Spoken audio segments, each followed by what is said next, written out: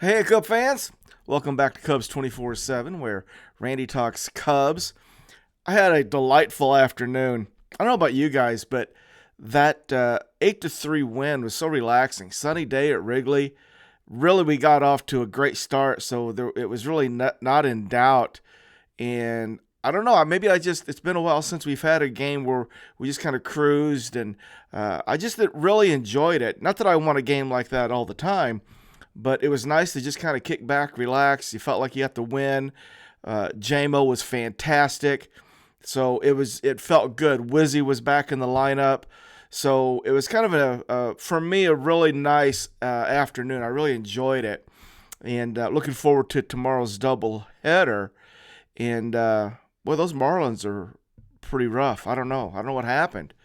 Made the playoffs last year, and whew, that's a bad look.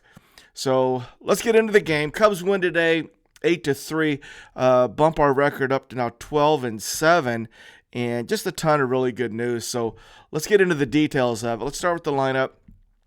We faced the lefty today, so Nico led off at second base. Patrick Wisdom made his first appearance of the 2024 season.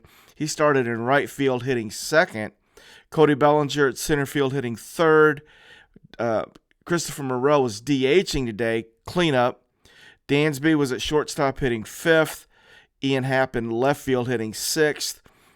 Garrett Cooper got a start at first base, hitting seventh. Nick Madrigal got a start at third base, hitting eighth. And Miguel Amaya was behind the plate, hitting ninth. So we had 8 runs, 10 hits, 9 strikeouts, 5 walks. Left 6 on base. We were 5 for 16 with runners in scoring position. We didn't hit any home runs today, which broke an 8-game streak of hitting home runs. So kind of unusual. We got all of our runs in the early innings. We got 2 in the first, 1 in the second. We got 4 in the third, and then the 8th run we got in the 5th inning, and then it was sort of on cruise control after that. So let's go ahead and talk about the scoring. First inning, Nico led off with a really nice double, just a barreled up ball to left center. Wizzy followed up with a walk, and then Bellinger singled, scoring Nico, and sort of a hard-hit ground ball to the right of Josh Bell at first base. Very awkward. He looked like he could have made the play, but he didn't. But it was hit far enough to the right of him. They gave Belli a single, scoring Nico. And then Dansby with a double to center field that it was kind of squirrely looking. Dansby hit it hard, but it was windy today, first of all. 19 mile an hour per mile an hour wind blowing from left to right. And Dansby's double in the first inning with Wisdom on base, I think got up in the wind, and the center fielder for the Marlins just couldn't handle it. Dansby hit it hard, but it was wind aided. We'll take the double, scoring Wizzy. So there's the 2 we got in the first inning. We got another run in the second. Madrigal got hit by a pitch. Nico doubled again to left field, scoring Nick for the 3rd run of the game. We exploded a little bit in the 3rd inning. We got 4 runs. Belli led off with a single. Morel walked. Dansby walked. So we got bases loaded, nobody out. And Cooper got sort of a flare single to right center, scoring Belli.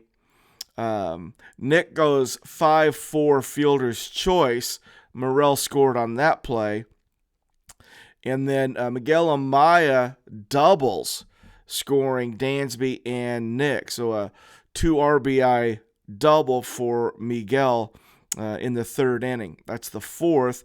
And we got our 5th run in the 5th inning. Dansby single, Hap walk, and Tauch comes in, pinch hits for Nick, and he's single, scoring Dansby. So Tauch came in off the bench, hitting for Nick Madrigal in the 5th inning. Tauch actually had 2 hits today. Tauch came in swinging. So then after that, it was sort of, you really felt it. It's kind of cruise control. I felt like the The at-bats weren't as, they weren't as focused, maybe intense as they were before. Nico goes 2 for 5. He had scored a run, had an RBI. Nick's averages at 258. Patrick Wisdom, he went 0 for 4 with a walk, scored a run. So it'll take him a little bit, but I liked having him back in. I'll tell you what I liked about it. Patrick Wisdom in the lineup, and Cooper was in the lineup today. And I know Say is down, and Tauch came in, and Canario came in, got it at bat late as well. But we're talking about Belli, and we're talking about Cooper in the lineup, and Canario being brought up to go with Morrell and Belli and Dansby and Happ. And my point was, well, we really got what the phrase that came into my head. We got slug potential up and down this lineup that I don't think we've really ever had. Wizzy probably going to strike out a lot, but slug potential. At some point, Wizzy's going to hit 450 feet. We know it. It's just a matter of time. Morrell's in a funk, big-time funk, but you still look, and it's like he's going to break out of it, and he's going to hit for slug. So we just got a bunch of guys that are capable of at any point in time hitting 2 home runs for us. And it feels pretty good. I know there's going to be some strikeout in it, but we're just slug deep right now. So Wizzy goes 0 for 4. I'm okay with it. Bellinger goes 2 for 4. A couple of singles. Belli's hitting 216. We'll talk about Christopher Morrell. He went 0 for 3 today, and his average is down to 208. And I think he's like 1 for his last 30. Something like that. So I don't know.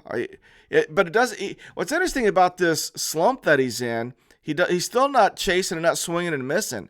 Maybe he needs to be more aggressive. I don't know. But that's where he is. It's going to be interesting to watch Christopher, how he breaks out of this. Dansby went 2 for 3 today. Scored a couple runs, had an RBI, double and a base hit. He's hitting 254. Happer went 0 for 2. Hap's average is now 240. 2 strikeouts and a walk today for Ian. Garrett Cooper went 1 for 3 with a walk. Coop's hitting 346. Madrigal went 0 for 2, hit by a pitch. He's hitting 250 still. And Tauch went 2 for 2, had the single and a double. Tauch's hitting 256. He came in ready to go in the 5th inning. And Miguel Amaya, his 1 for 4 with that 2 RBI double he got in the 3rd. Miguel's hitting 278. So, I mean, offensively, it wasn't an explosion. We got the runs early and sort of cruised to the finish line, scoring those 8 runs. Let's go ahead and talk about Jameson. And in fact, the pitches we had, Jameson went 5, Keegan Thompson came in and went 2, and Colton Brewer went 2. And it really couldn't have worked out any better. We've got the doubleheader tomorrow. So you really didn't want to get into your leverage relievers today, because we're going to have to figure out a way to get through 2 games tomorrow and then on Sunday. So it really worked out that we didn't have to get into that group. And Jamo was fantastic. I'll give you his line, then we'll talk about how it looked. He went 5 innings, just gave up 3 hits, 1 run, struck out 4, and didn't walk anybody. 73 pitches, 54 of them were strikes. It was really very interesting because Jamo looked phenomenal. He looked mid-season form, and I think the perfect storm hit. He's back at Wrigley. It was a nice day. We're playing the Marlins, who obviously aren't that good. They had like 5 guys hitting under 200. So Jameson wasn't really that challenged, and he just was in command. His body language was good. He was confident. He was first pitch strike. He was commanding his 4-seamer, his cutter, his curve, it's the sinker, and he just looked really good. So he goes 5 really kind of fluid innings. He gave up the home run to De La Cruz, but the pitch that Cruz hit, I don't know why he hit a home run. it had some run on it, got up in his kitchen a little bit, and he just somehow got the barrel on it. So it was a really tough pitch that De La Cruz hit out on Jamo. But Jameson looks really good, very smooth. Ball coming out of his hand, very under control, confident. I couldn't believe what I was looking at. So almost too good to be true. And so Jameson's back, it looks like. Well, hopefully he stays healthy and can reproduce this. Keegan Thompson comes in. Keegan goes 2 innings, strikes out 4, and he walks 1. 36 pitches, 22 strikes. Keegan, he got in a little bit of trouble with that walk.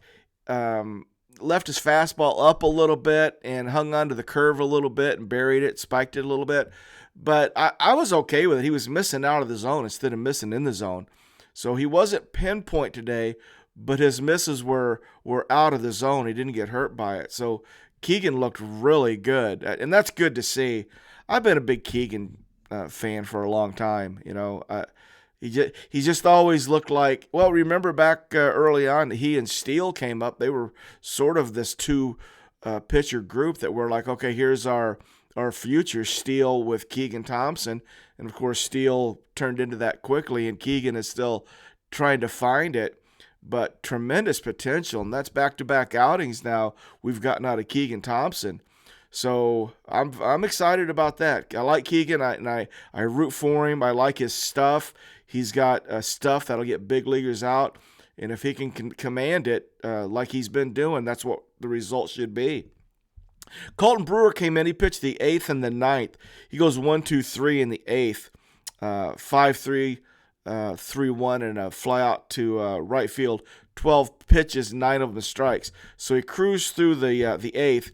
Got a little bumpy in the 9th inning. Gives up 2 runs, a couple of hits, actually 3 singles.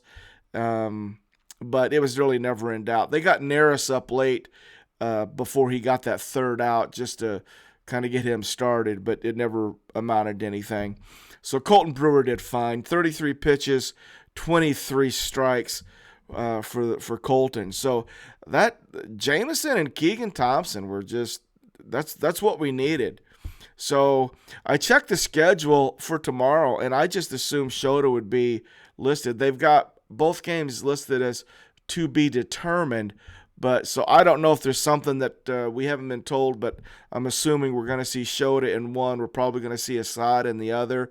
Last I saw, they had Kyle Hendricks scheduled for Sunday. So my thoughts are Shota and Javier Assad sometime tomorrow, whether they do Shota the first game or second. But as of just second, they were listed as to be determined. So I don't know. The other piece of news that I saw that I thought was interesting is Steele is scheduled to pitch live BP. So it would appear that Justin's rehab is going on schedule and is doing well. And I got to tell you, we got Seiya's down for, another several weeks. But boy, if we can get Steele back and get Seiya back at some point with what we've got, it's starting to shape up. It's going to be interesting when we get through or into some close games, though. I hope we don't have any with the Marlins this weekend. But at some point when we get back into some close games and we need a closer to go lights out, I'm wondering what they're going to do. It's going to be interesting to see how our closer and our 8th inning sets up in some of these closer games that we're going to have at some point soon. But not today, and hopefully not the rest of the weekend. These Marlins look abysmal. They come in 4-15, so they're 4-16, and they don't look good. I mean, a sweep should happen. So unless we just completely fall on it, I'm looking for a 4-game sweep this weekend against the Marlins. So we'll see. Big day tomorrow. A lot of baseball tomorrow. I'm looking forward to it. It's going to be a big Saturday. So in the meantime, get some sleep. We got to get ready to play 2 tomorrow. Ernie would be happy about that. And we'll talk to you soon. Go Cubs, go.